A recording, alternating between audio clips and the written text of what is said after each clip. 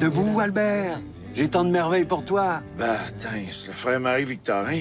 C'est impossible, vous êtes mort en 1944. En fait, je voulais écrire un film pour Roy. Puis, moi aussi, le drame écologique m'inquiétait. Et puis, j'ai décidé d'inventer le personnage d'un agronome qui poursuit l'œuvre du frère Marie-Victorin. Le personnage qu'incarne Roy, Albert Payette, cultive des fleurs mellifères que le frère Marie-Victorin voulait protéger. D'où le nom de l'hydromel qu'il produit, l'hydromel des fleurs oubliées. J'ai tout simplement ressuscité le frère Marie-Victorin parce que il fallait que Roy ait quelqu'un qui jasait. Pour faire évoluer le personnage Albert Payette, il fallait absolument ressusciter Marie-Victorin. Va, Albert. Sauve la flore. C'est ton lot maintenant. C'est vraiment un cinéaste, Marc-André. C'est son univers à lui, c'est sa manière de raconter. Tant qu'à moi, c'est un génie, avec les mots, avec les histoires. Fait que j'aime ça embarquer là-dedans. J'aime ça faire du cinéma aussi. Parce que Marc-André, il fait du cinéma. Il prend, ça c'est un autre aspect de son cinéma que j'aime, il prend souvent la petite histoire, puis il en fait une grande. J'ai jamais compris pourquoi votre geste n'a pas inspiré d'autres écologistes radicaux. Ça prend une révolution agricole, transformer les villes en jungle. Moi, je suis pas un documentariste, tu sais. Je voulais qu'on s'amuse.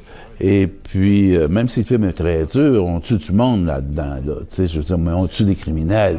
Chez Transgénia, on est proche des cultivateurs. Faudrait leur acheter des masques.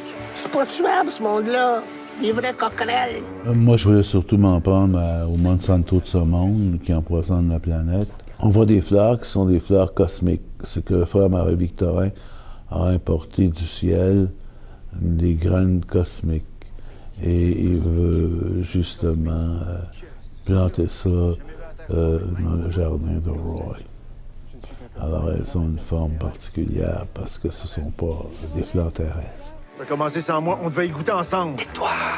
Je suis en symbiose avec mes fleurs. Quand même de l'information importante dans le film.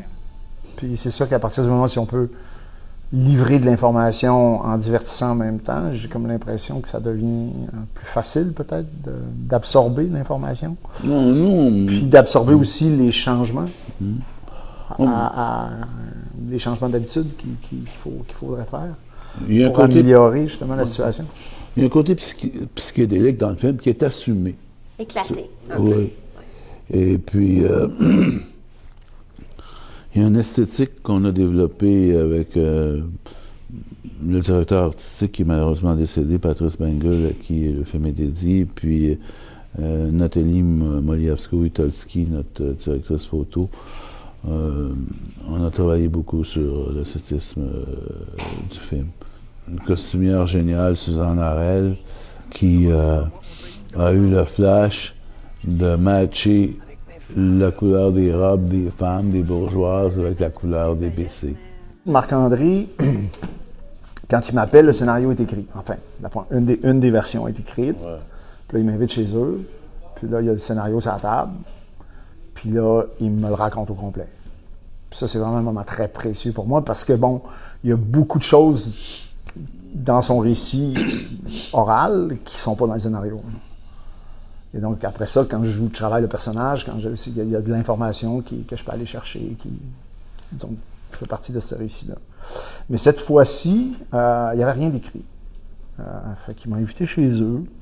Il y a de ça quasiment 3 ans. T'es pas juste pyromane, t'es schizophrène et tout. Il a commencé à me raconter l'histoire d'un fleuriste qui avait des liens avec les chevaliers de Colomb. Fait que finalement, c'est à partir de là. Puis là, finalement, c'est devenu un apiculteur herbologue. Donc, les fleurs sont restées, dans le fond. C'est vraiment important que Marc-André soit là.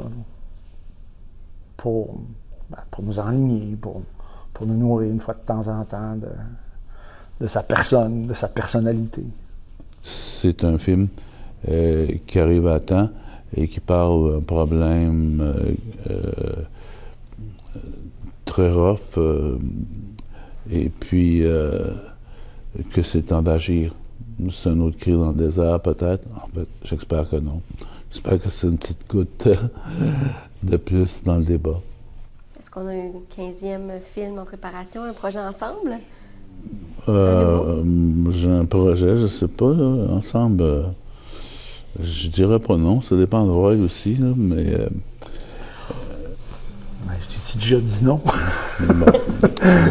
Quand t'as le Tu finis choix. l'histoire, puis t'es déjà souvent en train d'en préparer. T'as le choix entre un libraire qui a le Parkinson ou l'archevêque de Montréal en 1957. Parkinson. Ah, c'est de l'ouvrage, ça. Ouf. Je pense que je vais prendre l'archevêque.